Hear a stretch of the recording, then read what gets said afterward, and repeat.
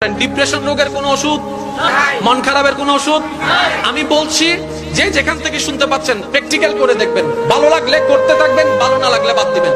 আমি প্র্যাকটিক্যাল করেছি সেটা আপনাদেরকে বলছি।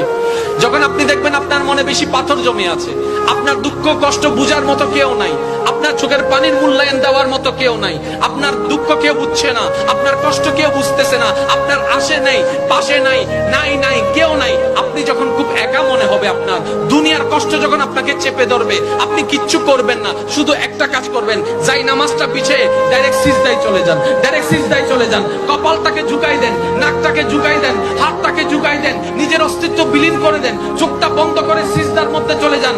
আল্লাহর ওয়াস্তে করে বলছি, কিচ্ছু পড়া লাগবে না, শুধু সিজদার মধ্যে পড়তে থাকেন, সিজদায় পড়ে থাকেন, কান্না করতে থাকেন। ওনাকে বুঝান যিনি আপনি না বললেও সবকিছু বুঝে, ওই রবকে জানান যিনি আপনি না জানালেও সবকিছু জানে। দুনিয়ার মানুষ তো আজকে বললে কালকে চুপ উল্টাই ফেলে, ব্ল্যাকমেইল করতে শুরু করে। রব তো সবকিছু জানার পরেও দোষ গোপন করে রেখেছে। ওই রবের দরবারে সবকিছু বলতে থাকেন, 1 মিনিট 2 মিনিট 3 মিনিট, দেখবেন আপনার সমস্যা তখন সমাধান না হলো অন্তরে এমন একটা শান্তি লাগবে যেটা আপনার পৃথিবীর কোথাও খুঁজে পাবেন না। সুবহানাল্লাহ।